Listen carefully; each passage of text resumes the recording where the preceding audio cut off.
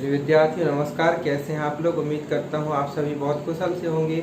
आपकी अपनी क्लास प्यासी क्लास में मैं एक बार फिर अनिल प्यासी आपका बहुत बहुत स्वागत करता हूं। विद्यार्थियों, आज कक्षा 12वीं भौतिक विज्ञान इकाई एक स्थिर विद्युत के अंतर्गत अपन बहुत ही महत्वपूर्ण प्रश्न गॉस प्रमेय का कथन एवं उसका निगमन का अध्ययन करेंगे। यह प्रश्न आपके लिए एग्जाम की दृष्टि से बहुत ही महत्वपूर्ण है, इसलिए आप वीडियो को शुरू से अंत तक जरूर देखिएगा और समझने का प्रयास कीजिएगा। इसके बावजूद भी यदि कोई प्रॉब्लम होती है, समस्या होती है, तो कमेंट बॉक्स पर लिखिएगा, मैं उसका यथासंभव निदान करने का प्रयास करूंगा। तो विद्यार्थियों, तैयार हैं आप सब? अपनी नोटबुक उठाइए। चलिए आपकी अपनी क्लास प्यासी क्लास में शुरुआत करते हैं गॉस प्रमेय के कथन से। तो विद्यार्थी, सबसे पहले यहाँ पर कथन देख लेते हैं। किसी बंद पृष्ठ से गुजरने वाला संपूर्ण विद्युत फ्लक्स उस बंद पृष्ठ के अंदर वायु या निर्वात में स्थित कुल आवेश का 1/ε0 गुना होता है, जहाँ ε0 वायु या निर्वात की विद्युतशीलता है। हम ये माना कि कोई बंद पृष्ठ किसी प्रकार का हो सकता है, जैसे ये बना लिए बंद पृष्ठ हो गया, ये बंद पृष्ठ हो गया, माना कोई ये बंद पृष्ठ हो गया। अब इसके अंदर बिंदु O पर, यहाँ पर हम देख रहे हैं बिंदु O पर धन q आवेश स्थित है, और यहाँ पर जो माध्यम है यहाँ पर वायु है अथवा कि निर्वात है। ठीक है, तो ये बंद पृष्ठ हो गया, इसके अंदर वायु है, निर्वात में कोई आवेश q स्थित है, कुल आवेश q स्थित है। तो इस पृष्ठ से होकर के गुजरने वाला विद्युत फ्लक्स अपन ने पढ़ लिए हैं कि पृष्ठ के अभिलंबवत गुजरने वाली बल रेखाओं की संख्या। तो इस पृष्ठ से गुजरने वाला विद्युत फ्लक्स कितना होगा, उसको अपन ने φe से दर्शाया। φe बराबर कितना होगा, कुल आवेश कितना है अंदर q, तो इसका 1/ε0 गुना, यानी 1/ε0 गुना। इसको अपन ने ऐसा लिख दिया, q ऊपर लिख दिया, ε0 भी लिख दिया। तो विद्यार्थी, ये था कथन। अब इसके निगमन की बात आती है। तो इसके निगमन के लिए दो विधियां मुख्य रूप से प्रचलित हैं। हम यहाँ पर दोनों विधियों का अध्ययन करेंगे। आप लोगों को जो उचित और जो सरल लगे उस विधि से आप इसको कर सकते हैं। तो आप देखते हैं इसका निगमन किस प्रकार किया जाता है। हमें सबसे पहले एक बंद पृष्ठ लेना पड़ेगा। विद्यार्थियों, अभी अपन ने कथन देखा, अब बात आती है इसके निगमन की। तो इसके निगमन की दो विधियां प्रचलित हैं। हम यहाँ पर दोनों विधियों का अध्ययन करेंगे। आपको जो उचित लगे, जो सरल लगे, उसका उपयोग करके आप सीख सकते हैं। तो यहाँ सबसे पहले हमको क्या लेना पड़ेगा, बंद पृष्ठ, है ना। तो यहाँ सबसे पहले एक बंद पृष्ठ लेते हैं S। ये बंद पृष्ठ बना दिए, अनियमित आकृति, कैसी भी आकृति बना सकते हो आप लोग। ये बंद पृष्ठ हो गया, इसका नाम हो गया S एक बंद पृष्ठ है। इसके अंदर वायु या निर्वात में बिंदु O पर, यहाँ पर बिंदु O इसका नाम दे दिए, बिंदु O पर धन q आवेश स्थित है। अब इसके पृष्ठ पर कोई बिंदु P है, यहाँ पर इसके पृष्ठ पर कोई बिंदु P है। ध्यान से सुनिएगा क्योंकि आपको ये सब लिखना भी पड़ेगा, है ना। तो इसके पृष्ठ पर कोई बिंदु P स्थित है। कितनी दूरी पर स्थित है, r दूरी पर स्थित है। ठीक है, r दूरी पर स्थित है। तो बिंदु P पर उत्पन्न विद्युत क्षेत्र की दिशा क्या होगी, आपको मालूम है। जिस बिंदु पर विद्युत क्षेत्र की तीव्रता ज्ञात करते हैं वहां पर कौन सा आवेश माना जाता है, एकांक धन आवेश लिया जाता है ना। तो यहाँ पर ये धन है, तो इसलिए प्रतिकर्षण बल लगा, तो यहाँ पर विद्युत क्षेत्र की दिशा सीधे बाहर की ओर ही होगी, है ना। ये तो इस लाइन को अपन को, इस रेखा को आगे बढ़ा देना है। ये दिशा हो गई विद्युत क्षेत्र की दिशा, E की दिशा हो गई। ठीक है, आप बात करें हम यहाँ पर कि जो बिंदु P है, इसको घेरे हुए एक अल्प पृष्ठ की कल्पना करते हैं। तो यहाँ पर एक अल्प पृष्ठ ये लेते हैं, मतलब ये जो पूरा पृष्ठ है, पूरे पृष्ठ के छोटे छोटे टुकड़े अपन ने लिए, तो वैसा ही एक अल्प पृष्ठ लेते हैं जो बिंदु P को घेरे हुए है। ठीक है, ये एक अल्प पृष्ठ की कल्पना करे लेते हैं, ये अल्प पृष्ठ। आप ये अल्प पृष्ठ जो लिए हैं, तो इसका क्षेत्र सदिश क्या होगा, अपन ने पढ़ा है पिछले ही वीडियो पर। क्षेत्र सदिश की दिशा अभिलंबवत बाहर की ओर होती है। तो माना इसका क्षेत्र सदिश अपन ने ये बना दिया, जो इसके अभिलंबवत बाहर की ओर निकल रहा है, ये PN, ठीक है। ये क्या है, इस पृष्ठ का ये अभिलंब है, यहाँ पर इस टाइप जो रहेगा पृष्ठ पर अभिलंब रहेगा उसको अपन ने ऐसा बना दिया। और E और ये जो DS है पृष्ठ के अभिलंब को, यानी कि अपन क्षेत्र सदिश को कैसे दर्शाए थे, DS, ये वेक्टर DS, ये वेक्टर DS हो गया है ना। तो DS और E के बीच, विद्युत क्षेत्र E के बीच बना हुआ कोण थीटा है। अब ये जो अल्प पृष्ठ अपन ने लिया था, इसकी परिसीमा को अगर बिंदु O से मिला दिया जाए तो क्या बन जाएगा, वो घन कोण। तो इसको अपन ने मिला देते हैं, कहाँ से, बिंदु O से। आप लोग स्केल से अच्छे से मिलाइएगा आप, ठीक है।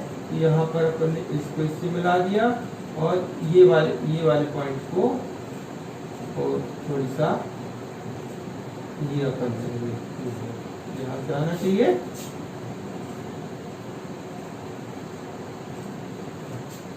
तो ये वाला जो कोण बना, ये कौन सा कोण कहलाएगा, डी ओमेगा। अल्प पृष्ठ द्वारा निर्मित बना कोण है, इसलिए अपन ने इसको डी ओमेगा से दर्शाए। पूरा बंद पृष्ठ के द्वारा निर्मित घन कोण अपन ने देखा था कितना होता, 4 पाई, है ना। तो ये अपन ने जो यहाँ डायग्राम बनाया, जो अपन ने बातें कही, उसको यहाँ पर लिखना पड़ेगा, समझाना पड़ेगा। तो हम यहाँ पर लिखे देते हैं, इसलिए क्योंकि आपको लिखने में असुविधा न जाए। एक दो बार आप उसका अभ्यास कर लीजिएगा, फिर चित्र को देख करके आप उसको थ्योरी की, यहाँ की थ्योरी लिखने का प्रयास कीजिएगा। तो विद्यार्थी देखते हैं, माना ऐसे एक बंद पृष्ठ, ये पूरा ऐसे एक बंद पृष्ठ, ठीक है। इसके अंदर यहाँ पर वायु या निर्वात में, इसके अंदर ये वाले भाग पर वायु या निर्वात है। यहाँ पर बिंदु O पर, ये बिंदु O लिया, बिंदु O पर कौन सा आवेश स्थित है, धन की आवेश स्थित है, ठीक है। यहाँ तक क्लियर। फिर इससे r दूरी पर, यानी यहाँ से ये, इससे r दूरी पर इसके पृष्ठ पर कोई बिंदु P स्थित है, ठीक है। और यहाँ पर बिंदु P स्थित है, तो बिंदु P पर उत्पन्न विद्युत क्षेत्र की तीव्रता E बराबर कितनी हो जाएगी, अपन ने देखिए विद्युत क्षेत्र की तीव्रता किसी बिंदु पर 1/4 पाई एप्सिलॉन 0 Q बटे R स्क्वायर, है ना। इसकी दिशा कौन सी दिशा रहेगी, O से P दिशा में, सीधा ऐसा, है ना। यहाँ लिख देंगे OP दिशा में। इसको अपन समीकरण नंबर 1 डाल दें, क्योंकि इसकी जरूरत पड़ेगी। अब बात करते हैं ये इसकी अल्प पृष्ठ की, ठीक है। तो अब इसके बाद लिखते हैं बिंदु P को घेरे हुए अल्प पृष्ठ DS की कल्पना किए हैं, ठीक है। इसको अपन ने इसको यहाँ से मिला दिए, यहाँ से मिला दिए, तो घन कोण कितना बन गया इसके द्वारा, डी ओमेगा बन गया। और ये जो अल्प पृष्ठ लिए थे, अल्प पृष्ठ का अभिलंब या कहें क्षेत्र सदिश क्या है, DS है, वो PN के अनुदिश है। तो DS और E के बीच बना कोण कितना है, थीटा है। अब इसी बात को यहाँ पर फिर से लिखना पड़ेगा यहाँ पर। तो विद्यार्थी यहाँ जो माने थे अपन ने, उसको यहाँ पर लिख दिए हैं अपन ने। फिर से एक बार समझ लीजिए, बिंदु P को, ये बिंदु P है, ये यहाँ पर ये बिंदु P है, ये अपन यहाँ लिखे, थोड़ी और पास में लिख सकते हैं। बिंदु P को घेरे हुए एक अल्प पृष्ठ, ये जो पृष्ठ है, ये अल्प पृष्ठ DS की कल्पना करते हैं। आपने कहेंगे कि DS यहाँ लिखे हैं, पृष्ठ यहाँ, ये क्षेत्र सदिश इसका यहाँ लिख सकते हो आप। ये जो क्षेत्रफल है, इसका क्षेत्रफल परिमाण है, ये एक्चुअली ये है, DS की कल्पना करते हैं। इसका क्षेत्र सदिश ये जिसकी बात कर रही है, इसका क्षेत्र सदिश ये, इसका क्षेत्र सदिश DS किस दिशा में है, देखिए PN दिशा, PN के अनुदिश है। कहाँ पर है, बाहर की ओर, ये बाहर की ओर है। देखिए अल्प पृष्ठ द्वारा निर्मित घन कोण कहाँ पर बना, ये बना, डी ओमेगा है, ठीक है। एवं क्षेत्र सदिश DS और विद्युत क्षेत्र E के बीच बना कोण कितना है, अपन ने यहाँ पर लिखा है चित्र में, थीटा। तो इस अल्प पृष्ठ से, ये जो अल्प पृष्ठ अपन ने लिए हैं, इससे गुजरने वाला विद्युत फ्लक्स अपन उसको कैसे दर्शाएंगे, डी फाई E से दर्शाएंगे। बराबर कितना होगा, वेक्टर E डॉट, यानी अदिश गुणा है, डॉट का चिन्ह, vector E dot vector D S. ठीक है, तो यहाँ कितना हो जाएगा, ये अपन ने जाने हैं, ये सूत्र होता है वेक्टर में ए डॉट बी, सदिश बीजगणित में A dot B vector B बराबर ए बी कॉस थीटा होता है ना, ये वाला सूत्र। तो इसके अनुसार यहाँ पर क्या हो जाएगा, E D S cos theta, जहाँ E D S cos theta, जहाँ पर थीटा जो है ई और डी एस के बीच बना कोण है। अब यहाँ पर ये जो मान निकल करके आ गया, इसको अपन समीकरण नंबर 2 देते हैं, 1 मिनट। ठीक है, अब यहाँ पर देखिए समीकरण 1 में ई का मान निकाले थे, ये ले जाकर के यहाँ पर भर देंगे। यहाँ देखते हैं आपका समीकरण 2 था, अपन लिखिए कि समीकरण 2 में समीकरण 1 से ई का मान रखने पर, तो समीकरण 2 ये है, यहाँ पर ई का मान रखना पड़ेगा। ई का मान कितना निकला था आपने नोट कर लिया है, ई बराबर 1/4 पाई एप्सिलॉन 0 क्यू बटे आर स्क्वायर, ये मान ई का निकला था। ये पूरा जो ई का मान है वो ले जा करके यहाँ पर रख देंगे, तो कितना हो जाएगा, देखें डी फाई ई बराबर, यानी अल्प पृष्ठ से गुजरने वाला विद्युत फ्लक्स डी फाई ई बराबर ई की जगह मान भर दे 1/4 पाई एप्सिलॉन 0 क्यू बटे आर स्क्वायर, ये मान भर दिया अपन ने, काय का मान भर दिए यहाँ पर ई का। इतना तो आपके पास बचा हुआ अभी, तो इसको लिख दीजिए यहाँ पर डी एस कॉस थीटा। ठीक है, ये अल्प पृष्ठ से गुजरने वाला विद्युत फ्लक्स था। अब हम इसको थोड़ी सा और व्यवस्थित रख दें, इस प्रकार से कर सकते हैं, डी फाई ई बराबर क्यू बटे इतना लिख दें 4 पाई एप्सिलॉन 0 और इसको पास में लिख दें, यानी डी एस कॉस थीटा बटे आर स्क्वायर। अच्छा, ऐसा क्यों लिखे, आपको कुछ बातें याद आ रही होंगी। एक तो ये जो डी एस कॉस थीटा बटे आर स्क्वायर है, ये कुछ राशि का मान है, और आपको याद भी आ गया इकाई का मान है डी ओमेगा का मान है ना। डी ओमेगा क्या है, घन कोण, अल्प पृष्ठ द्वारा निर्मित घन कोण का मान है।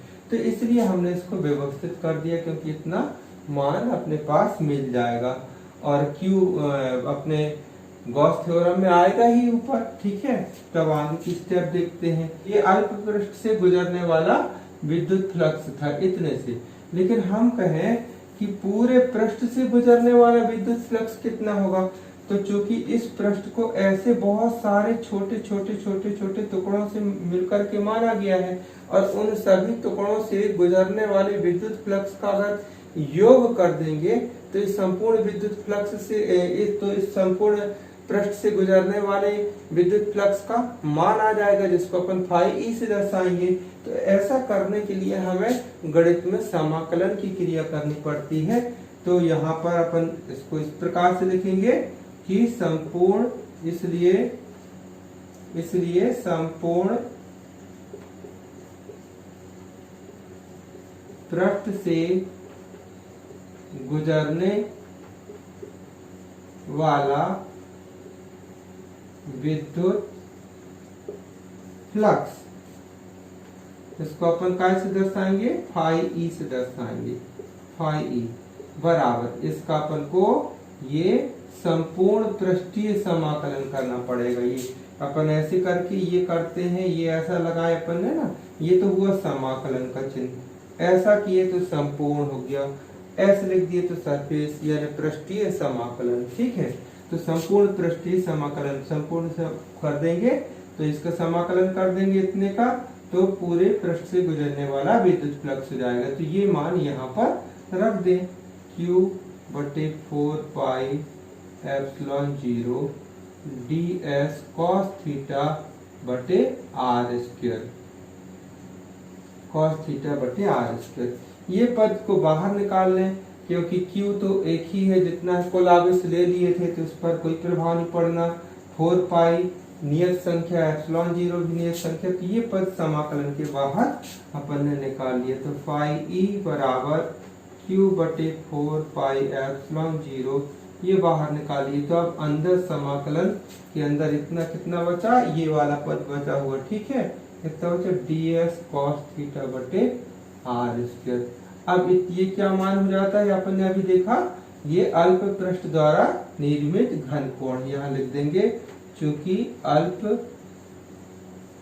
पृष्ठ द्वारा निर्मित घन कोण डी ओमेगा, ये ओमेगा बराबर कितना होता है, डी एस कॉस थीटा बटे आर स्क्वायर। तो इतने की जगह पर हमने कितना लिख देना है, डी ओमेगा। तो कितना हो जाएगा, फाई ई बराबर क्यू बटे 4 पाई एप्सिलॉन 0, ये यहाँ पर अपन ने लिख दिया डी ओमेगा। अब क्या हो जाएगा, ये अल्प पृष्ठ द्वारा निर्मित घन कोण इतना हो गया, लेकिन यहाँ पर अल्प पृष्ठ की बात अब नहीं हो रही है, इस संपूर्ण बंद पृष्ठ के द्वारा निर्मित घन कोण की बात हो रही है। तो संपूर्ण बंद पृष्ठ के कारण उसके अंदर किसी बिंदु पर निर्मित घन कोण का मान अपन ने पढ़ा है, कितना होता है, 4 पाई होता है। यहाँ पर एक लाइन और लिखना पड़ेगा, क्योंकि किसी बंद पृष्ठ द्वारा निर्मित घन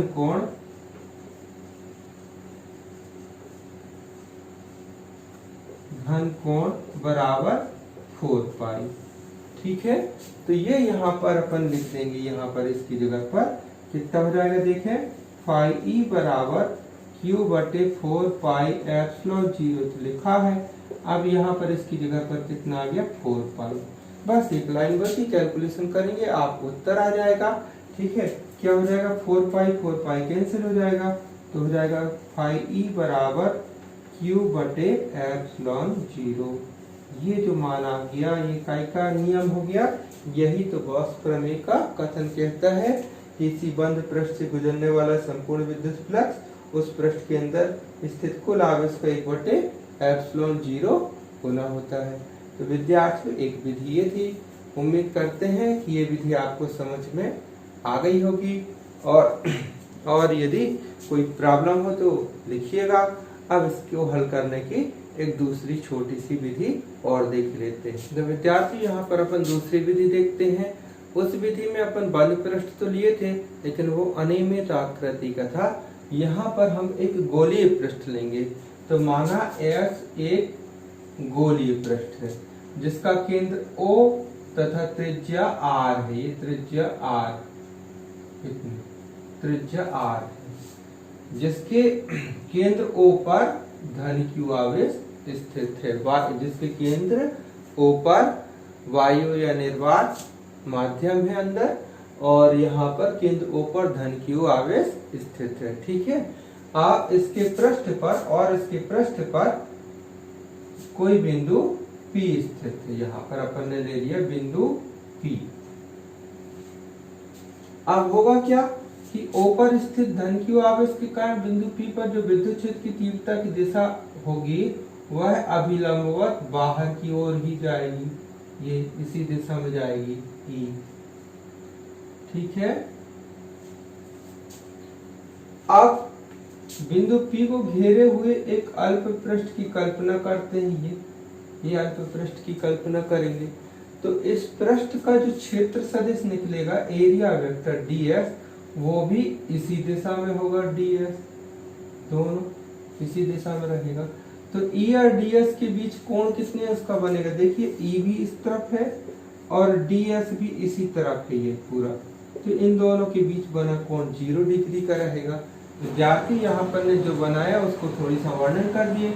माना S एक, ये जो है S, ये एक गोलीय पृष्ठ है जिसका केंद्र O है तथा त्रिज्या यहाँ से लेकर के ये त्रिज्या R है।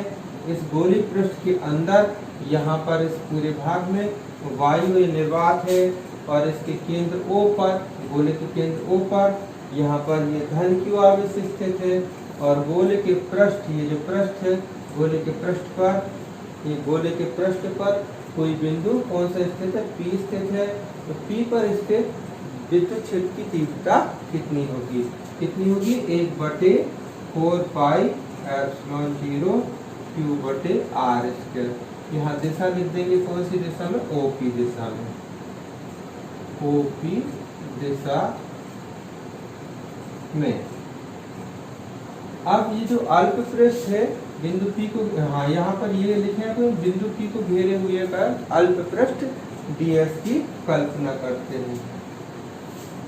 बिंदु P को घेरे हुए एक अल्प पृष्ठ ds की कल्पना करते हैं, जिसका क्षेत्र सदिश एरिया वेक्टर कौन सा है, ds, जिसका क्षेत्र सदिश ds तथा E के बीच कोण शून्य होगा, के बीच कोण थीटा बराबर 0 अंश। ठीक है, इसलिए इस पृष्ठ से गुजरने वाला, इस अल्प पृष्ठ से गुजरने वाला विद्युत फ्लक्स क्या होगा, अतः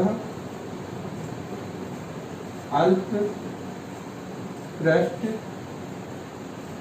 ds से गुजरने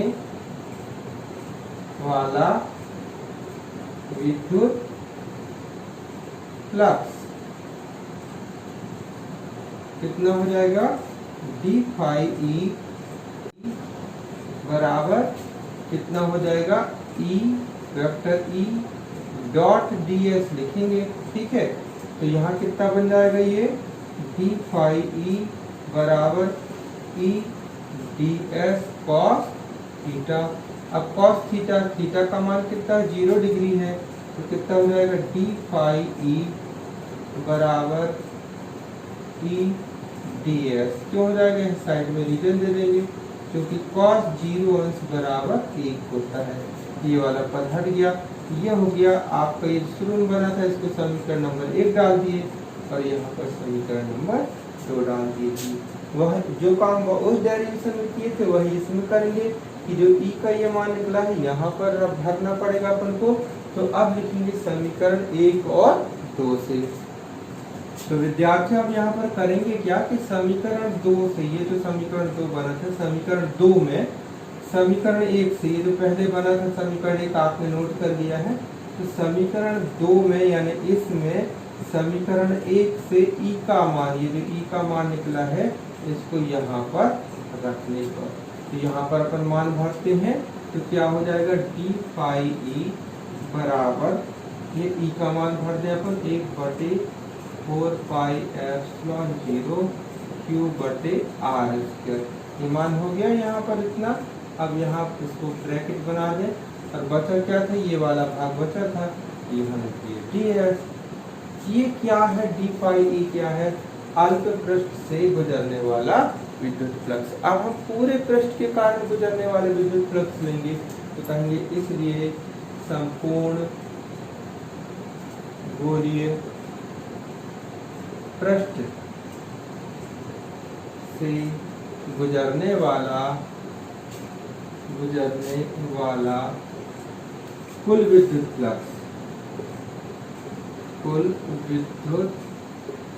फ्लक्स, इसको अपन लिखेंगे काय से लिखेंगे, इसको लिखेंगे फाई ई से लिखेंगे। फिजिक्स में ये थ्योरी लिखनी पड़ती है तभी मार्किंग पूरी होती है, स्टेप तभी कहलाती है।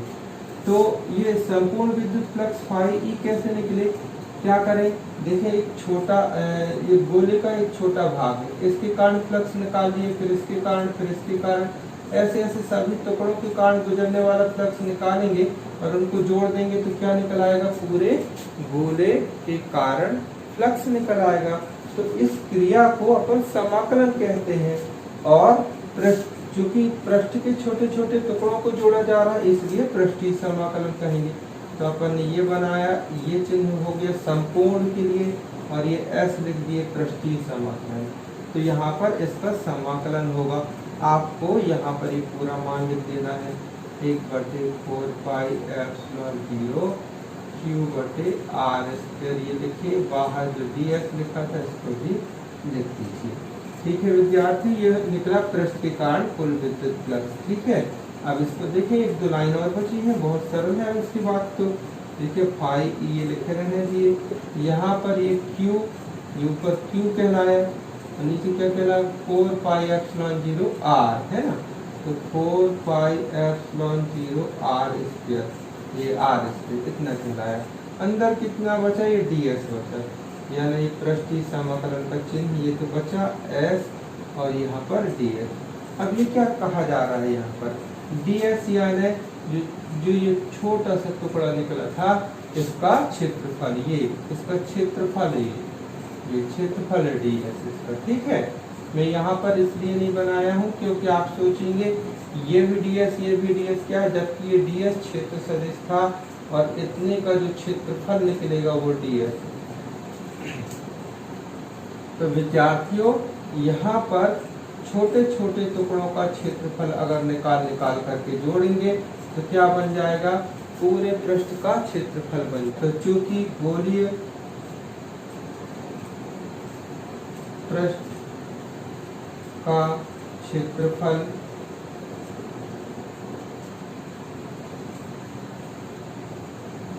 S बराबर 4 पाई आर स्क्वायर, ये मान यहाँ पर भर दिए जाए तो कितना हो जाएगा, फाई ई बराबर क्यू बटे 4 पाई एप्सिलॉन 0 आर स्क्वायर भी लिखा है, इतने की जगह पर आ गया फिर से 4 पाई आर स्क्वायर क्षेत्रफल आ गया। अब इसको हल करें, कितनी लाइन आ जाएगी, देखें फाई ई लिखा है, क्यू बचा ऊपर, 4 पाई से 4 पाई ये कैंसिल हो जाएगी, ये कैंसिल हो जाएगी, आर स्क्वायर से आर स्क्वायर कैंसिल हो जाएगी। यहाँ क्या लिखा है, ये आर स्क्वायर था, यहाँ पर ने जल्दी में लिखवा दी, यहाँ आर स्क्वायर आ गई, ये आर स्क्वायर, ठीक है। तो 4 पाई से 4 पाई कैंसिल हो गया, आर स्क्वायर से आर स्क्वायर कैंसिल हो गया, तो बचा क्या ऊपर, क्यू बटे एप्सिलॉन 0, ठीक है। तो ये यही तो है, क्या है ये, गॉस प्रमेय का कथन कि उस पृष्ठ के अंदर उपस्थित कुल आवेश का 1/एप्सिलॉन 0 गुना होता है। तो विद्यार्थियों कैसे रही आज की क्लास, आपने बहुत धैर्य पूर्वक और पूरा वीडियो देखा, पूरे समय तक मन लगाया, इसलिए उम्मीद करते हैं आपको विषय वस्तु समझ में आ ही गई होगी। इसके बावजूद भी यदि कोई समस्या हो तो लिखिएगा, मैं उसका यथासंभव जो हो सकता है निदान करने का प्रयास करूंगा। और एक बात और, यदि आप चैनल में नए हैं, अभी तक सब्सक्राइब नहीं किए हैं तो सब्सक्राइब कर लीजिएगा चैनल को, जिससे होगा क्या कि जैसे ही वीडियो अपलोड होंगे, नए वीडियो बनेंगे, आपके पास आसानी से पहुंच सकते हैं। या आप कुछ सीख पा रहे हैं या मैं कुछ आपके लिए कर पा रहा हूं, तो इतना तो बनता है एक लाइक करने का, कि वीडियो को लाइक करें और उन दोस्तों के लिए जो वीडियो को नहीं देख पा रहे हैं उन तक शेयर करें, जिससे वे भी पढ़ सकें। तो विद्यार्थियों मिलते हैं अगली कक्षा में एक नई विषय वस्तु के साथ, तब तक के लिए थैंक यू, बाय, ओके।